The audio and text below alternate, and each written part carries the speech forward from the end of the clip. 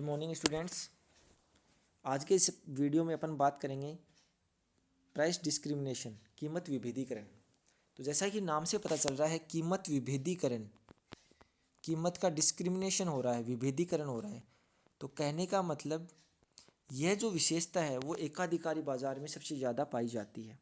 इसमें क्या होता है, कोई भी एकाधिकारी फर्म एक वस्तु का उत्पादन करती है, उस एक समान वस्तु का भिन्न भिन्न विक्रेताओं से, भिन्न भिन्न उपभोक्ताओं से अलग अलग कीमत वसूल करती है, अर्थात कीमत में विभेदीकरण करती है। कहने का अर्थ क्या हुआ, मान लो एक व्यक्ति टेबल का निर्माण कर रहा है, ठीक है, और वो मोनोपोली है, उसमें वो ही टेबल बना रहा है, और वो अलग अलग उपभोक्ताओं की टेबल की मान लो 5 इकाई है, एक इकाई यहाँ, ये 5 व्यक्तियों को बेच रहा है। जब ये 5 व्यक्तियों को बेचेगा तो इन सब से अलग अलग कीमत लेगा, एक से 50 ले लेगा, एक से 45, एक से 35, एक से 60। अर्थात कहने का मतलब एक समान वस्तु के लिए अलग अलग उपभोक्ताओं से अलग अलग इकाइयों की अलग अलग कीमतें वसूल करना कीमत विभेदीकरण कहलाता है। ठीक है, और ये जो विभेदीकरण है, ये वस्तु की लागत, इसको टेबल के निर्माण करने में जो लागत लगी थी उसके कारण नहीं हो रहा, बल्कि अन्य किसी कारण से हो रहा है। और जनरली अर्थशास्त्र में 3 प्रकार के कीमत विभेदीकरण पढ़े जाते हैं। पहला है व्यक्तिगत कीमत विभेदीकरण, दूसरा है स्थानीय कीमत विभेदीकरण, पहला तो हो गया व्यक्तिगत, इसको नोट कर लेना, दूसरा है स्थानीय, और तीसरा है व्यवसाय के अनुसार कीमत विभेदीकरण, व्यवसाय के अनुसार कीमत। तो व्यक्तिगत कीमत विभेदीकरण में क्या हुआ कि एक ही वस्तु की भिन्न भिन्न इकाइयों की अनेक व्यक्तियों से अलग अलग कीमतें वसूल करना। ठीक है, स्थानीय कीमत विभेदीकरण में क्या होता है, जब विक्रेता विभिन्न स्थानों या नगरों या क्षेत्रों में की, मतलब झुंझुनू में अलग कीमत उस वस्तु की, गुढ़ा में अलग कीमत है, नीमका थाना में उसकी अलग कीमत है, अर्थात क्षेत्र विशेष में उन एक ही वस्तु की अलग अलग कीमतें वसूल करता है, तो उसको अपन स्थानीय कीमत विभेदीकरण कहते हैं। और लास्ट है जो उपयोग या व्यवसाय के अनुसार, जब कीमत विभेदीकरण का उपयोग अलग अलग के लिए अलग अलग होता है, अर्थात मान लो बिजली की बात करें हम, अगर घरेलू बिजली की बात करें हम, जो घर पे बिजली का बिल आता है, और एक उद्योग के अंदर बिजली का बिल आता है, ठीक है, तो इसकी बिजली की जो यूनिट्स है उसकी कीमत ज़्यादा होती है, और इस यूनिट की कीमत क्या होती है, कम होती है। ठीक है, तो बिजली तो एक जैसी है, और इसकी एक यूनिट की कीमत होती है, मान लो एक फॉर एग्जांपल 10 रुपये, और इसकी जो उद्योग है उसका हो गया 15 रुपये। तो ये बिजली की एक यूनिट की अलग अलग उपभोक्ता, यहाँ तो एक व्यक्तिगत उपभोक्ता है, यहाँ एक उद्योग है, ठीक है, एक इंडस्ट्री है, तो यहाँ इसे क्या कहेंगे, कीमत विभेदीकरण कहेंगे। ठीक है, तो कीमत विभेदीकरण किसे कहते हैं, देखना, कुछ विशेष परिस्थितियों में एकाधिकारी अपने कुल लाभ में वृद्धि करने के उद्देश्य से एक समान वस्तुओं को विभिन्न बाजार में भिन्न भिन्न कीमतों पर बेचता है। इस प्रकार एकाधिकारी कीमत विभेद कर लाभ कमाता है।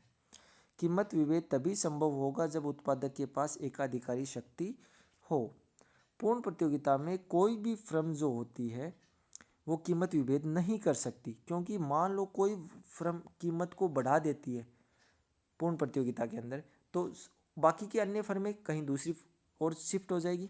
ठीक है, तो कहने का मतलब, मान लो पूर्ण प्रतियोगिता की एक फर्म है और वो ये दूसरी फर्म है, मान लो ये फर्म जो कीमत बढ़ा दे, तो क्या होगी, इसके जो उपभोक्ता हैं वो यहाँ इसके पास दूसरे व्यक्ति के पास चले जाएंगे। ठीक है, क्योंकि पूर्ण प्रतियोगिता में अनेक फर्में उद्योग से कीमत प्राप्त करके, ये भी मैंने बताया था कि पूर्ण प्रतियोगिता में जो फर्म होती है वो प्राइस टेकर होती है, प्राइस ग्रहण करती है, एक समान वस्तु को उत्पादन निर्धारित करती है और एक निर्धारित कीमत पर उसको बेचना पड़ता है। परस्पर स्पर्धा होने के कारण पूर्ण प्रतियोगिता फर्म कीमत विभेद की नीति नहीं अपना सकती, लेकिन एकाधिकारी अपने इस उत्पादन की कीमत स्वयं निर्धारित करता है तथा वस्तु का स्थानांतरण उपलब्ध नहीं होने के कारण एकाधिकारी कीमत विभेद नीति अपना सकता है। रॉबिन्सन, श्रीमती जॉन रॉबिन्सन ने एक परिभाषा लिखी थी। इन्होंने बताया था कि एक ही नियंत्रण के अंतर्गत उत्पादित एक समान वस्तुओं को, हो गया ना एकाधिकार, विभिन्न क्रेताओं को भिन्न भिन्न कीमतों पर बेचने की क्रिया को ही कीमत विभेदीकरण कहा जाता है। इसी प्रकार प्रोफेसर स्टिगलर ने एक अपने शब्दों में एक परिभाषा बनाई थी। उन्होंने बताई थी एक ही वस्तु है कि दो या दो से अधिक कीमतों पर बेचे जाने की क्रिया को हम कीमत विभेद कहते हैं। ठीक है। अब इसकी कुछ कंडीशंस है, ये कंडीशंस होती है कीमत विभेदीकरण होता है। तो पहले जो कंडीशन है वो ये है, ये ध्यान से समझना इसको, कुछ परिस्थितियों में एकाधिकारी के लिए यह लाभप्रद होता है कि वह अपनी वस्तु की विक्रय के लिए बाजारों को विभाजित कर दे। अर्थात इसकी पहली जो इम्पोर्टेंट शर्त है वो ये है कि जो एकाधिकारी है वो बाजार को दो या दो से अधिक भागों में बांट दे। मान लो ये एक पूरा मार्केट है, ठीक है, और कोई एकाधिकारी है वो उस मार्केट को दो भागों में विभाजित कर ले। एक भाग में वो कम कीमत वसूल करे और दूसरे भाग में वो ज़्यादा कीमत वसूल करे उसी वस्तु की, तो हो गया ना कीमत विभेदीकरण। तो इसकी पहली शर्त क्या है कि कोई भी एकाधिकारी में इतनी संभावनाएं होनी चाहिए, इतनी कैपेसिटी होनी चाहिए कि वो एक मार्केट को कुछ भागों में बांट दे। ठीक है, ताकि भिन्न भिन्न बाजारों से विभिन्न क्रेताओं से भिन्न भिन्न मूल्य प्राप्त करने में सफल हो जाए। तो पहली इसकी शर्त है कि बाजारों को पृथक करने में समर्थ होना चाहिए, अन्यथा क्रेता। अब क्या होगा, अगर मान लो ये जो बाजार है कोई एकाधिकारी इसको दो भागों में बांट दे, ठीक है, यहाँ वो उस वस्तु की कीमत 10 रुपये रखे और इस बाजार में उसकी वस्तु की कीमत 20 रुपये रखे। ठीक है, तो ये इतनी कैपेसिटी उसमें होनी चाहिए कि कोई उपभोक्ता इस मार्केट से वस्तु को खरीद कर इस मार्केट में बेच देगा उपभोक्ता, तो ये एकाधिकारी क्या हो जाएगी, फेल हो जाएगा, कीमत विभेदीकरण भी फेल हो जाएगा। क्योंकि इसको 10 में खरीद रहा है और इस मार्केट में जाके मान लो एक व्यक्ति गया राम और इस 10 रुपये वस्तु कीमत में उसने 10 वस्तुएं खरीद ली 100 रुपये की, और इस मार्केट में जाके वो विक्रेता बन गया और इसमें उसने वस्तु को बेचना शुरू कर दिया। तो उसने कितने बेची, 200 में, तो उसको तो लाभ हो गया। तो एकाधिकारी जो होना चाहिए वो बाजार को पृथक करने में समर्थ होना चाहिए, वरना क्या होगा कि कोई भी खरीदने वाला एक बाजार में कम कीमत पर वस्तु खरीद कर महंगे बाजार में वस्तु को बेच देगा, इसलिए कीमत विभेदीकरण जो है वो समाप्त हो जाएगा। दूसरा ये है कि सभी बाजारों में मांग की कीमत लोच भिन्न भिन्न होनी चाहिए, या मांग की जो लोच है वो एक समान नहीं होनी चाहिए। अलग अलग मांग की कीमत लोच होगी तो वहाँ अलग अलग कीमतें वो वसूल कर सकता है। तो ये जो दो मुख्य शर्तें हैं जो कीमत विभेदीकरण के लिए आवश्यक है।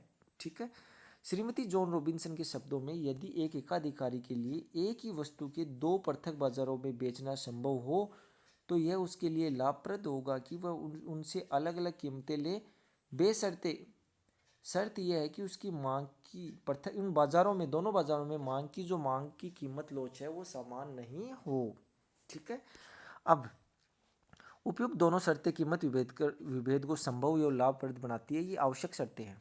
ठीक है, अब कुछ बिंदु हैं जो कीमत विभेद को बढ़ाते हैं या लाभदायक बनाते हैं, या फिर अपन कह सकते हैं कीमत विभेद कब पॉसिबल होता है कि एक ही वस्तु की भिन्न भिन्न कीमतें उपभोक्ताओं की कब ले सकते हो आप। तो आप जनरली से आप दिमाग पे थोड़ा सोचो, हम कब ले सकते हैं, या तो दो बाज़ारों में दूरी ज़्यादा हो तो अपन ये सोचते हैं कि उस बाज़ार में नहीं जाके यहीं से वस्तु खरीद लेते हैं, या फिर कीमत विभेदीकरण कानूनी आधार पे हो, जो जैसा कि मैंने आपको बताया, जो बिजली का बिल आता है वो घरेलू क्षेत्र में कम यूनिट आती है, कम पैसा आता है, कम खर्चा आता है उसका, और इंडस्ट्री एरिया में उसकी एक यूनिट की वैल्यू कीमत ज़्यादा होती है। या फिर जो कीमत विभेदीकरण है वो जो भी उपभोक्ता या जो खरीदने वाला है उसके अज्ञान या आलस्य के कारण भी पॉसिबल है, कि उपभोक्ताओं को पता ही नहीं होता है कि वस्तु की कीमत एक्चुअल में है क्या, तो उनसे अलग अलग कीमतें वसूल की जा सकती है। ठीक है, तो यहाँ कुछ पॉइंट दिए हुए हैं। पहला तो है कीमत विभेदीकरण उपभोक्ता के पर्टिकुलर बिहेवियर, विशेष व्यवहार के कारण भी संभव होता है। उपभोक्ता सामान्यतः कीमतों में अंतर से अनभिज्ञ होता है, उनको जानकारी नहीं होती कि कीमतें अलग अलग हैं क्या, तो वह ये सोच सकता है कि वह कुछ उच्च कीमतें दे रहा ना, तो उसके बदले में वो उसको अधिक श्रेष्ठ वस्तु, अच्छे गुण वाली वस्तु प्राप्त हो रही है, इसलिए वो ऊंची कीमत देने के लिए तैयार हो जाता है। ठीक है, अर्थात वो क्या है, अज्ञानी है। दूसरा, कीमत विभेदीकरण तब संभव है जब वस्तु और सेवा का हस्तांतरण नहीं हो सकता। ठीक है, फॉर एग्जाम्पल डॉक्टर और वकील की सेवाएं, उनको अपन ऐसी है जिनको एक मार्केट से अपन दूसरे मार्केट में स्थानांतरित नहीं कर सकते हैं। तीसरा, कभी कभी कीमत विभेदीकरण कानूनी भी होता है, लीगल भी होता है, क्यों? जैसे बिजली की दर है, 1 यूनिट की घरेलू यूनिट में 10 रुपये आते हैं, औद्योगिक प्रयोगों के लिए उस बिजली को काम में ले तो 1 यूनिट का मूल्य कितने रुपए है? 15। वस्तु तो एक है बिजली, ठीक है, यूनिट भी एक है, उसकी इकाई भी एक है, लेकिन कीमत घरेलू क्षेत्र में अलग है, औद्योगिक क्षेत्र में अलग है, और ये सरकार के द्वारा है निर्धारित है, अर्थात इसे अपन कह सकते हैं कीमत विविधीकरण कानूनी भी होता है। अगला है वस्तु विविधीकरण भी कीमत विविधीकरण को पॉसिबल बनाता है। वस्तु विविधीकरण क्या होता है? तो इसको ध्यान से रखना, वस्तुओं में अंतर होता है। कीमत विविधीकरण में तो क्या होता है, वस्तु एक ही वस्तु होती है, उसकी अलग अलग इकाइयाँ होती है, उनकी अलग अलग कीमतें होती हैं। लेकिन वस्तु विविधीकरण में वस्तु के अंदर अंतर होता है। मान लो फॉर एग्जांपल हम बात करें पेस्ट की, पेस्ट कितने प्रकार के आते हैं? कोलगेट भी आता है, पेप्सोडेंट भी आता है, पतंजलि भी आता है, ठीक है, ये सब क्या है? पेस्ट है। लेकिन इन सब ये तीनों है, ये तीनों अलग अलग होते हैं, अर्थात वस्तु काम तो एक ही कार्य में आ रही है, लेकिन इन तीनों की जो मैन्युफैक्चरिंग है या जो बनाने की प्रक्रिया है या जो इनका गुण है या फिर आकार है वो क्या है? अलग अलग है। इसे क्या कहेंगे हम? वस्तु विभेदीकरण कहेंगे। तो ये वस्तु विभेदीकरण भी कई बार क्या होता है? कीमत विभेदीकरण को पॉसिबल बनाता है। कैसे? कि एक वस्तु पदार्थ की भिन्न भिन्न प्रकार की पैकिंग में प्रस्तुत कर दे। मान लो एक सेव है, ठीक है, उस सेव को 5 जगह पैकिंग में करो, ठीक है, 5 सेव थे, पांचों को 5 जगह पैकिंग करो, एक को खुला छोड़ दो, एक को थोड़ा काट के छोड़ दो, एक को अच्छी सी सुंदर सी पैकिंग कर दो। क्लियर? तो सबसे ज़्यादा कीमत किसकी वसूली जा सकती है? इसकी वसूली जा सकती है जो सुंदर पैकिंग में बंद है। तो वस्तु पदार्थ की भिन्न भिन्न प्रकार की पैकिंग में प्रस्तुत करके एकाधिकारी विभिन्न वर्गों से उपभोक्ताओं से विभिन्न कीमतें वसूल कर सकता है। ठीक है, अब कीमत विभेद के लाभप्रद होने की कौन कौन सी कंडीशंस हैं कि किस किस समय कीमत विभेदीकरण होता है वो लाभप्रद होता है, तो इसको थोड़ा ध्यान से समझना।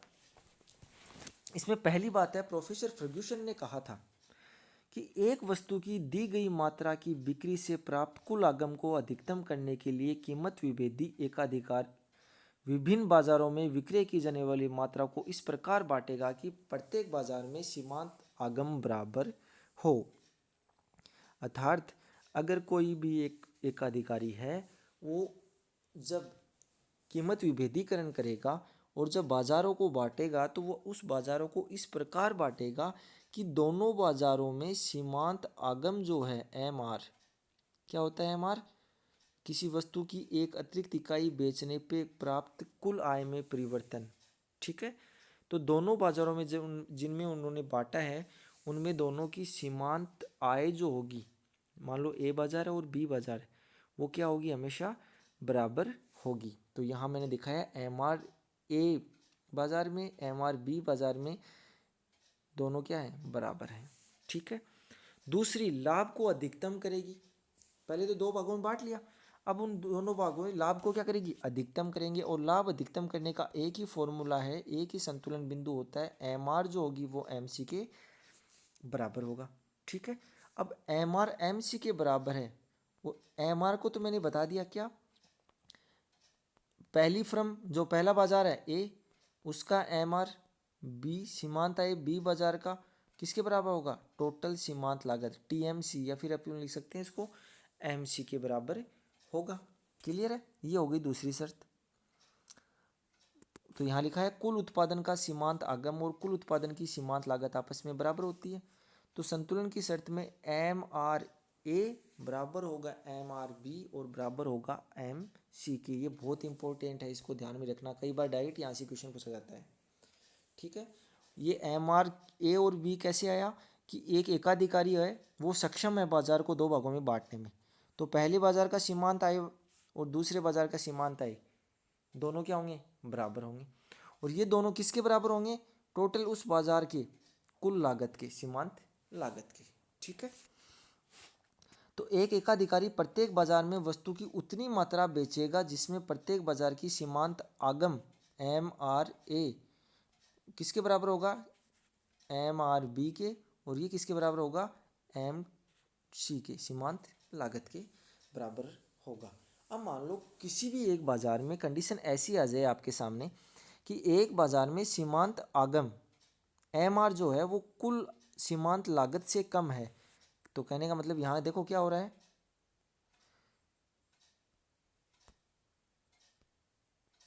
MR सीमांत आय तो कम है और सीमांत लागत क्या है, ज़्यादा है। तो यहाँ तो लागत ज़्यादा है, ध्यान से देखना। और दूसरा बाजार जो B बाजार है, यहाँ यहाँ क्या है, सीमांत आय ज़्यादा है लागत की तुलना में। तो वो एकाधिकारी क्या करेगा, वो कीमत विभेद की नीति अपनाने वाला एक अधिकारी तब लाभदायक स्थिति में होगा जब वस्तु की कुछ इकाइयों को पहले बाजार से तो निकाल लेगा, उस वस्तु की यहाँ नहीं बेचेगा इस बाजार में। क्यों? क्योंकि यहाँ लागत ज़्यादा है, MRA सीमांत आय कम है। तो वो इससे निकाल के वस्तुओं को इस दूसरे मार्केट में बेचना शुरू कर देगा। ठीक है, और ये कब तक बेचेगा, जब दोनों की सीमांत आय, दोनों बाजारों की सीमांत आय MRA बाजार की और MRB बाजार की जो है वो सीमांत लागत के बराबर ना हो जाए। ठीक है, तो हम कह सकते हैं कीमत विभेद नीति अपनाने वाला एकाधिकारी विभिन्न बाजारों में कीमत तय करते समय मांग की लोच का भी ध्यान रखता है। अगर जिस भी बाजार में मांग की लोच ज़्यादा होगी, अर्थात ज़्यादा लोचदार होगा, वहाँ वह कीमत कम वसूल करेगा, और जो मांग की लोच बेलोचदार होगी वहाँ वो कीमत अधिक वसूल करेगा। क्लियर है?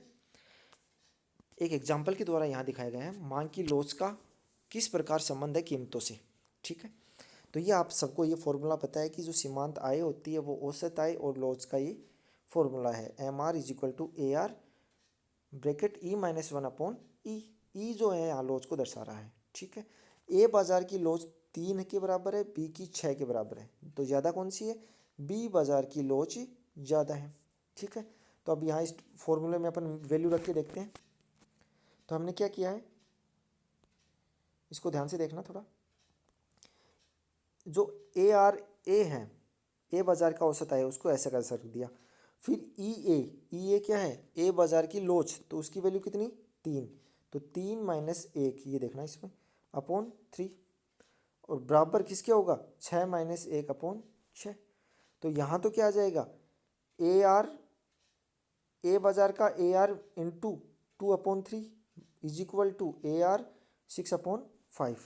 तो अपन क्या कह सकते हैं, ये जो AR है और ये जो AR है, इनमें से कौन सा ज़्यादा है, तो आप पता कर सकते हो इसमें कौन सा ज़्यादा है।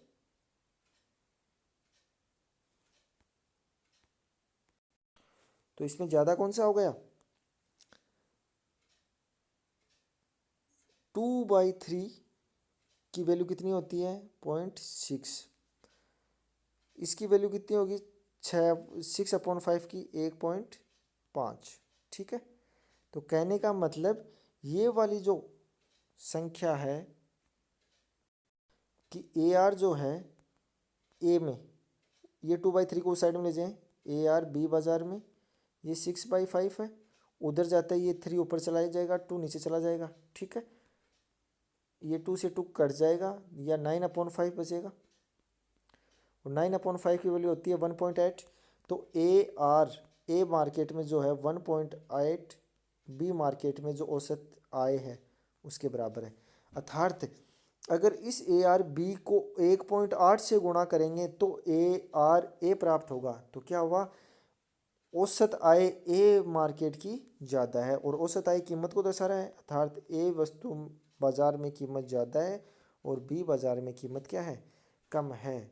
ठीक है, और लॉज किस में ज़्यादा थी, बी में लॉज ज़्यादा थी, इसलिए वहाँ कीमत कम है। ए में लॉज कम है इसलिए कीमत ज़्यादा है। चित्र में कीमत विभेद की दशा को प्रदर्शित किया गया है, जहां बाजार ए का मांग वक्र AR बाजार बी का मांग वक्र ARB की तुलना में कम लोचदार है। तो आप ये डायग्राम को देख सकते हो, ये मार्केट ए है और ये मार्केट बी है। तो मैं इस डायग्राम को ही समझा रहा हूँ आपको।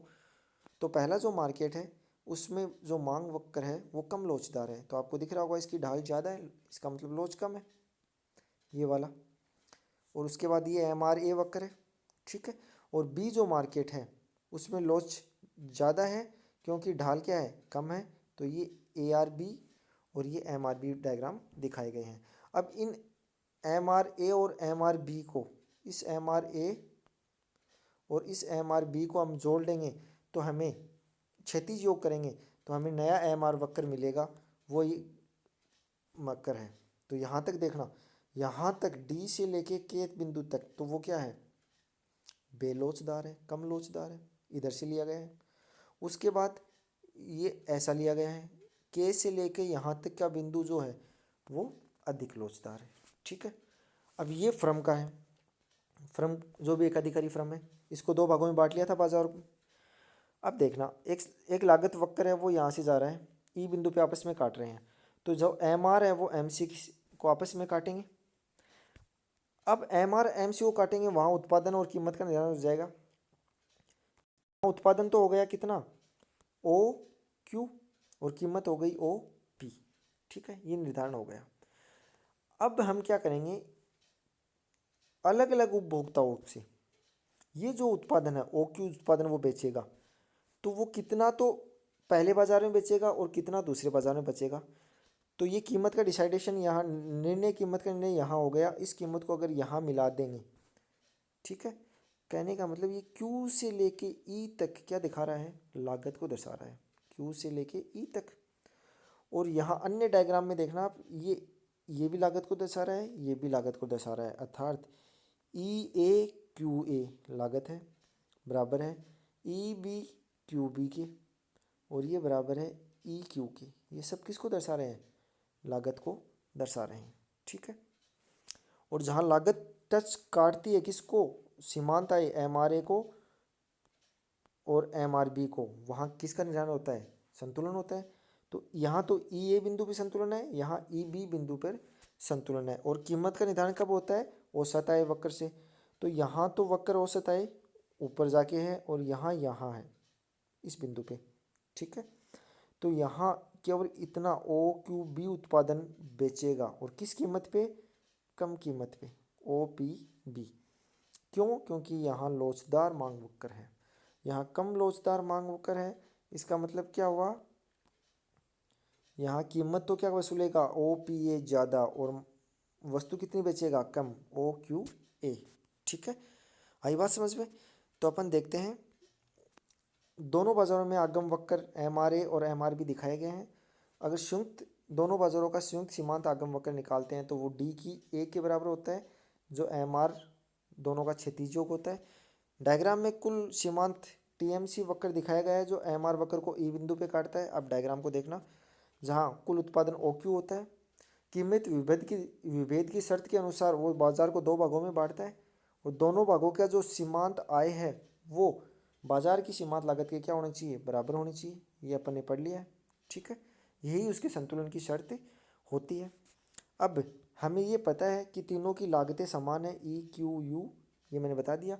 तो कुल उत्पादन को दो भागों में बांटेगा। पहला हिस्सा कितना होगा, ओ क्यू ए यहाँ से यहाँ तक, दूसरा ओ क्यू बी। इन दोनों को जोड़ लेंगे तो हमें क्या प्राप्त होगा, ओ क्यू। ठीक है, तो ओ क्यू जो होगा वो ओ क्यू ए और ओ क्यू बी के योग के बराबर होगा। अब देखना कंडीशन, ओ क्यू बी ज़्यादा है, दिख रहा है, ओ क्यू ए की तुलना में।